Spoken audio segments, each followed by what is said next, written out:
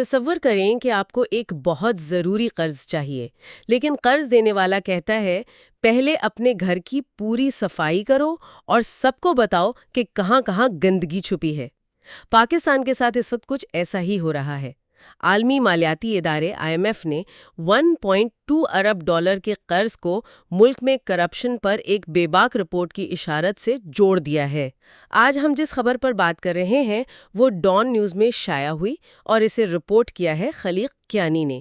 اس خبر کا عنوان ہے IMF highlights corruption risks across state institutions in Pakistan۔ آئیے اس کی گہرائی میں اتر کر سمجھتے ہیں کہ اس رپورٹ میں ایسا کیا ہے جو پاکستان کے معاشی مستقبل پر اتنی بڑی بحث چھیڑ رہا ہے۔ تو سب سے پہلے یہ معاملہ ہے کیا؟ ہم آپ کے لیے لاتے ہیں کتابوں کا نچوڑ، وائرل موضوعات اور وہ خبریں جن پر بات ہونی چاہیے۔ پڑھنے والے ہم، سننے والے آپ۔ یہ کوئی عام رپورٹ تو لگتی نہیں، خاص طور پر جب IMF جیسا ادارہ اسے قرض کے لیے ایک شرط بنا دے۔ آخر یہ رپورٹ اس وقت ہی کیوں سامنے آئی ہے؟ بالکل، یہ کوئی معمولی کارروائی نہیں ہے۔ یہ IMF کی ایک طویل عرصے سے منتظر رپورٹ ہے جسے governance and corruption diagnostic assessment یا GCDA کہا جاتا ہے۔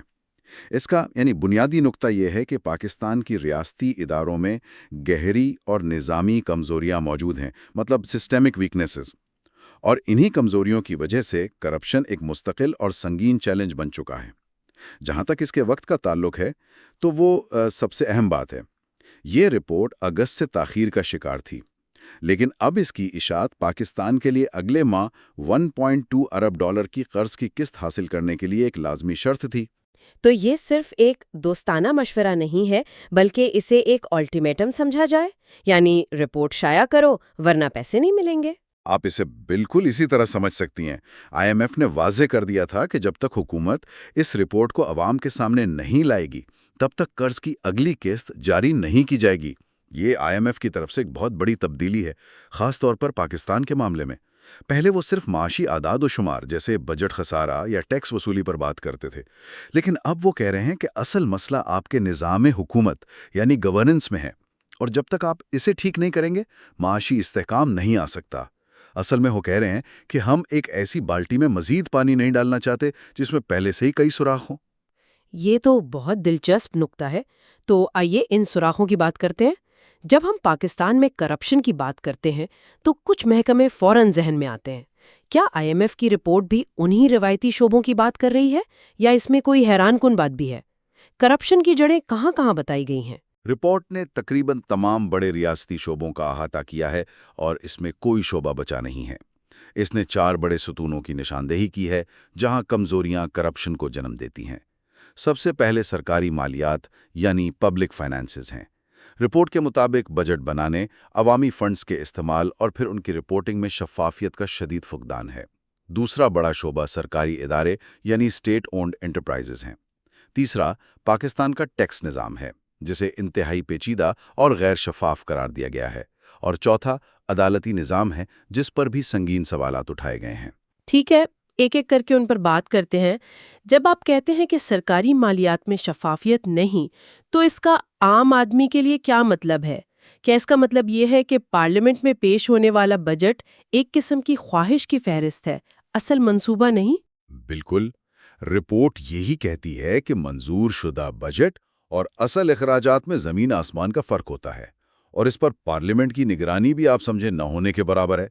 اس سے بھی بڑھ کر رپورٹ یہ بتاتی ہے کہ سرکاری فنڈز اکثر ان اضلاع یا منصوبوں کو دیے جاتے ہیں جہاں حکومتی یا بیوروکریسی کے بااثر نمائندے ہوتے ہیں۔ اس سے ہوتا یہ ہے کہ پیسہ وہاں نہیں لگتا جہاں اس کی سب سے زیادہ ضرورت ہے، یا جہاں سے ملک کو سب سے زیادہ فائدہ ہو سکتا ہے؟ جی بالکل، بلکہ وہاں لگتا ہے جہاں سے سیاسی فائدہ اٹھایا جا سکے۔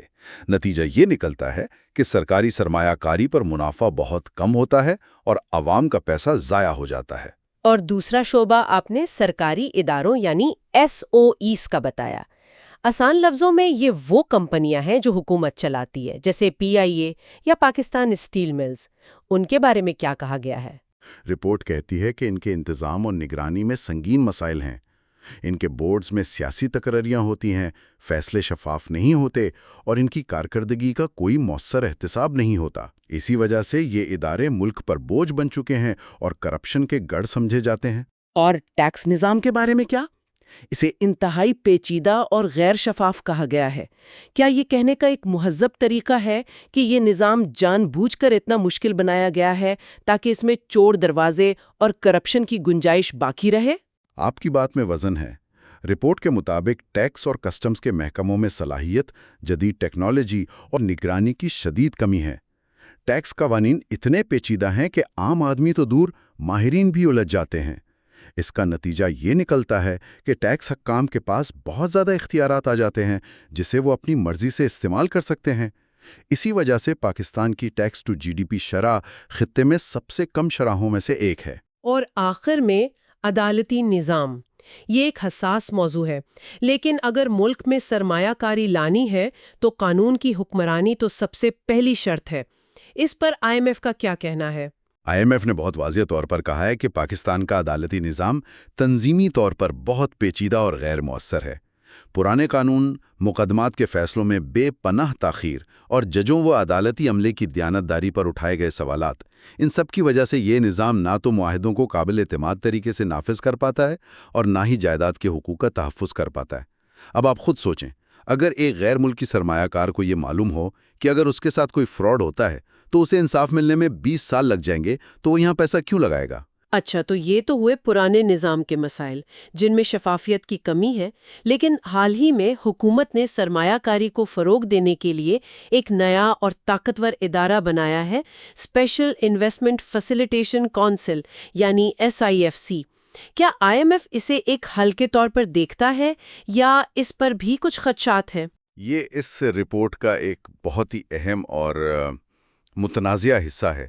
آئی ایم ایف نے SIFC کو حل کے طور پر نہیں دیکھا، بلکہ اس پر گہری تشویش کا اظہار کیا ہے۔ انہوں نے چند واضح مطالبات کیے ہیں۔ پہلا مطالبہ یہ ہے کہ SIFC کی پہلی سالانہ رپورٹ فوری طور پر شائع کی جائے اور اسے عوام کے لیے دستیاب کیا جائے۔ اس رپورٹ میں نہ صرف تمام سرمایہ کاریوں کی تفصیلات ہوں، بلکہ یہ بھی واضح کیا جائے کہ ان سرمایہ کاروں کو کیا خاص رعایتیں دی گئیں، یعنی ٹیکس میں، پالیسی میں یا قانون سازی میں۔ یعنی آئی ایم ایف کہہ رہا ہے کہ پہلے یہ تو بتائیں کہ اس نئے ادارے کے پردے کے پیچھے ہو کیا رہا ہے۔ بالکل، اس سے بھی آگے بڑھ کر رپورٹ میں SIFC کے قیام کی ضرورت پر ہی سوال اٹھایا گیا ہے۔ آئی ایم ایف کا کہنا ہے کہ سرمایہ کاری کے فروغ کے لیے بورڈ آف انویسٹمنٹ یعنی BOI کا ادارہ پہلے سے موجود تھا، تو پھر ایک نئی کونسل بنانے کی کیا ضرورت پیش آئی؟ وہ بھی ایسی کونسل جو موجودہ قوانین سے بالاتر ہو کر کام کر رہی ہے۔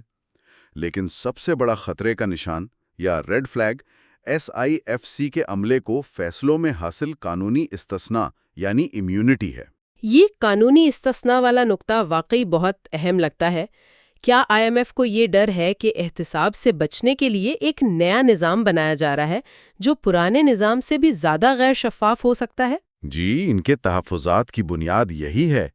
جب آپ کسی ادارے کو فیصلوں پر قانونی کارروائی سے مکمل استثناء دے دیتے ہیں تو آپ شفافیت اور احتساب کا دروازہ بند کر دیتے ہیں۔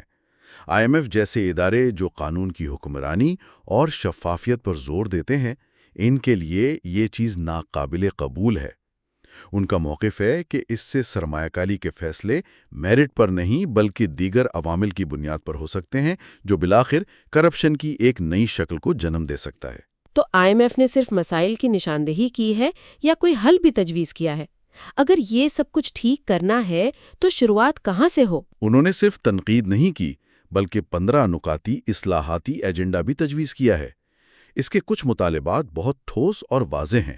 مثال کے طور پر سرکاری خریداری یعنی پبلک پروکیورمنٹ کے نظام میں انہوں نے کہا ہے کہ سرکاری اداروں یعنی SOEs کو ٹھیکوں میں دی جانے والی ترجیح اور خصوصی رعایتیں فوری طور پر ختم کی جائیں۔ یہ ایک بہت بڑا مطالبہ ہے۔ اس کا مطلب تو یہ ہوا کہ کئی دہائیوں سے جو سرکاری کمپنیاں بغیر مقابلے کے ٹھیکے لیتی آئی ہیں، انہیں اب پرائیویٹ سیکٹر کا مقابلہ کرنا پڑے گا؟ یقیناً، اور اس پر شدید مزاحمت بھی ہوگی، لیکن آئی ایم ایف کا موقف ہے کہ مسابقت کے بغیر نہ تو معیار بہتر ہوتا ہے اور نہ ہی قیمتیں کم ہوتی ہیں۔ اسی سے جڑا دوسرا مطالبہ یہ ہے کہ اگلے 12 ماہ کے اندر تمام سرکاری ٹھیکوں کے لیے ای گورننس پروکیورمنٹ کا نظام مکمل طور پر نافذ کیا جائے تاکہ ہر چیز آن لائن ہو۔ اس کے علاوہ احتساب کے نظام، خاص طور پر پارلیمنٹ کی نگرانی کو مؤثر بنانے اور اینٹی کرپشن اداروں کو مزید منظم اور بااختیار بنانے کی سفارشات بھی شامل ہیں۔ ان تمام اصلاحات کا بنیادی مقصد ایک ایسا نظام قائم کرنا ہے جہاں فیصلے شخصیات کی مرضی سے نہیں بلکہ قانون کی حکمرانی یعنی رول بیسڈ گورننس کی بنیاد پر ہوں۔ اب سب سے اہم سوال، فرض کریں پاکستان یہ تمام کڑوی گولیاں کھا لیتا ہے اور ان اصلاحات پر عمل درآمد شروع کر دیتا ہے، تو اس کا انعام کیا ہوگا؟ IMF نے اس کے ممکنہ معاشی فائدے کے بارے میں بھی کچھ بتایا ہے؟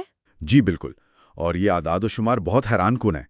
رپورٹ کے مطابق اگر پاکستان اگلے 3 سے 6 ماہ کے اندر ان اصلاحات پر سنجیدگی سے عمل درآمد شروع کر دے تو اگلے 5 سالوں کے دوران اس کی مجموعی قومی پیداوار یعنی GDP میں 5 سے 6.5% تک کا اضافہ ہو سکتا ہے۔ 5 سے 6.5%؟ یہ ایک بہت بڑا نمبر ہے، لیکن عام سننے والے کے لیے اس کا کیا مطلب ہے؟ GDP کا اتنا بڑا اضافہ کسی عام پاکستانی کی زندگی کو کیسے بدل سکتا ہے؟ یہ صرف ایک کتابی عدد نہیں ہے۔ پاکستان جیسی معیشت میں 6% GDP گروتھ کا مطلب ہے لاکھوں نئی نوکریاں، اسکولوں اور اسپتالوں کے لیے بہتر فنڈنگ، سڑکوں اور بجلی کے نظام میں بہتری، اور لوگوں کے معیار زندگی میں ایک حقیقی تبدیلی۔ IMF ایک طرح سے بدعنوانی اور بری گورننس کی قیمت بتا رہا ہے۔ وہ کہہ رہے ہیں کہ ان کمزوریوں کی وجہ سے پاکستان ہر سال اپنی ممکنہ ترقی کا 5 سے 6.5% حصہ کھو رہا ہے۔ یہ وہ قیمت ہے جو ملک کا ہر شہری ادا کر رہا ہے، چاہے وہ ٹیکس دیتا ہو یا نہ دیتا ہو۔ آخر میں اگر اس پوری بحث کو سمیٹا جائے تو اس خبر کا سب سے بڑا نقطہ یا سب سے اہم پیغام کیا ہے؟ اس رپورٹ کا سب سے اہم پیغام یہ ہے کہ عالمی مالیاتی ادارے اب پاکستان کے معاشی مسائل کو صرف اعداد و شمار کی اینک سے نہیں دیکھ رہے۔ وہ اس حقیقت کو تسلیم کر رہے ہیں کہ پاکستان کے دائمی معاشی بحران کی جڑیں دراصل کرپشن، شفافیت کی کمی اور قانون کی کمزور حکمرانی میں ہیں۔ یہ رپورٹ صرف مسائل کی تشخیص نہیں ہے بلکہ ایک نسخہ بھی ہے۔ یہ بری گورننس کی معاشی قیمت بتاتی ہے اور ساتھ ہی ایک واضح راستہ بھی دکھاتی ہے کہ اگر سیاسی عزم موجود ہو تو مخصوص اور قابل عمل اقدامات کے ذریعے معاشی بحالی ممکن ہے۔ یہ رپورٹ حکومت کے لیے ایک بہت بڑا چیلنج بھی ہے اور ایک تاریخی موقع بھی کہ وہ ان بنیادی مسائل کو حل کرے جو ملک کی ترقی کی راہ میں سب سے بڑی رکاوٹ ہے۔ آپ اس خبر کو کس طرح دیکھتے ہیں؟ کمنٹس میں بتائیں۔ آج کے لیے اتنا ہی، ملتے ہیں اگلی گفتگو میں۔